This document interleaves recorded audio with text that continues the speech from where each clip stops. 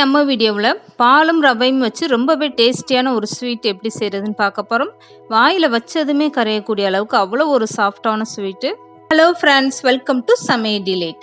வீடியோக்குள்ளே போகிறதுக்கு முன்னால் நீங்கள் இன்னும் சமையல் டிலேட் சேனலை சப்ஸ்கிரைப் பண்ணலைன்னா மறக்காமல் சப்ஸ்கிரைப் பண்ணுங்கள். ஃபஸ்ட்டு இந்த ஸ்வீட்டு செய்கிறதுக்காக ஒரு பாத்திரத்தில் 1 ஸ்பூன் அளவுக்கு நெய் விட்டுக்கோங்க. ஸ்டவ் ஆன் பண்ணிவிட்டு 1/2 கப் அளவுக்கு ரவை எடுத்துக்கோங்க. இந்த ரவை பொடி ரவையாக இருந்தாலும் சரி, பெரிய ரவையாக இருந்தாலும் சரி, இந்த ரவையை சேர்த்துட்டு நல்லா வறுத்து விடுங்க. ரவை ரொம்ப நேரம் வறுக்க வேண்டாம். லைட்டாக அந்த ரவையோட வாடை வரும்போது நீங்கள் இதுக்கப்புறம் பால் சேர்த்துக்கோங்க. 1/2 கப்பு ரவைக்கு 2 கப் அளவுக்கு பால் சேர்த்துக்கோங்க. பால் சேர்த்துட்டு ஸ்டவ்வை குறைச்சி வச்சுட்டு நல்லா கலந்து கொடுங்க. இதுக்கப்புறம் 3 ஸ்பூன் அளவுக்கு கஸ்டர்ட் பவுடர் எடுத்துக்கோங்க. இதையுமே நல்லா பால் ஊற்றி மிக்ஸ் பண்ணி வச்சுக்கோங்க. இந்த ரவை கூட சேர்த்துட்டு நல்லா கலந்து கொடுங்க. இப்போ இந்த ரவையும் கஸ்டர்ட் பவுடரும் சேர்ந்து நல்லா கொதி வரட்டும். இதுக்கப்புறம் 3 ஸ்பூன் அளவுக்கு பால் பவுடர் சேர்த்துக்கோங்க.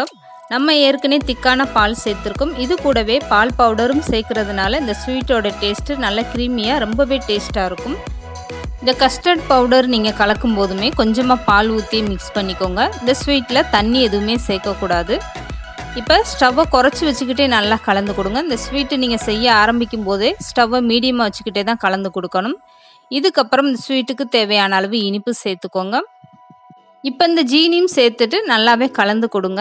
1/2 கப்பு ரவைக்கு 2 கப் அளவுக்கு திக்கான பாலும் 100 கிராம் அளவுக்கு ஜீனியும் எடுத்துக்கோங்க. இது கரெக்டான இனிப்பு. இப்போ ஜீனி சேர்த்ததுமே கொஞ்சமாக தண்ணி விட ஆரம்பிச்சிருச்சு பாருங்கள். இது கூடவே கொஞ்சமாக ஏலக்காய் தூள் சேர்த்துக்கோங்க. அடுத்ததாக 2 ஸ்பூன் அளவுக்கு நெய் சேர்த்துக்கோங்க.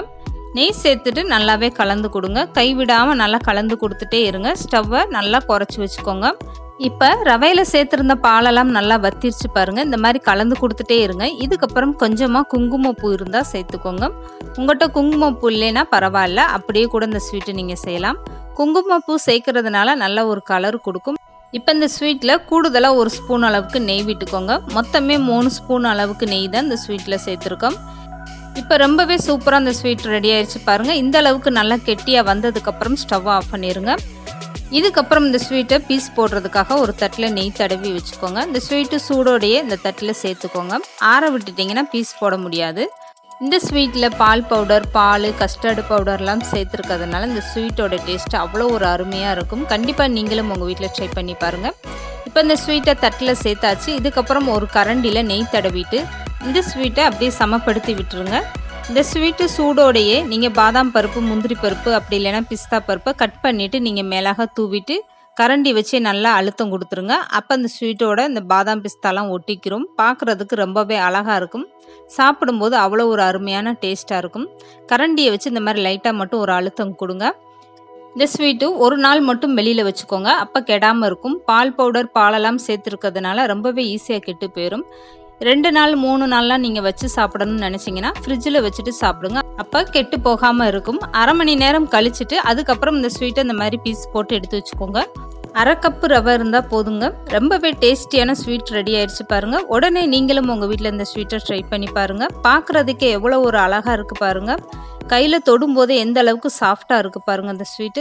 1/2 கப்பு ரவையை வச்சு எப்படி அருமையான ஒரு ஸ்வீட் செய்கிறதுன்னு இன்றைக்கி நம்ம வீடியோவில் பார்த்துருக்கோம். உடனே நீங்களும் உங்கள் வீட்டில் இந்த ஸ்வீட்டை ட்ரை பண்ணி பாருங்கள். இந்த வீடியோ பிடிச்சிருந்தா லைக் பண்ணுங்கள், ஷேர் பண்ணுங்கள். மறக்காமல் சமையல் டிலேட் சேனலை சப்ஸ்கிரைப் பண்ணுங்கள்.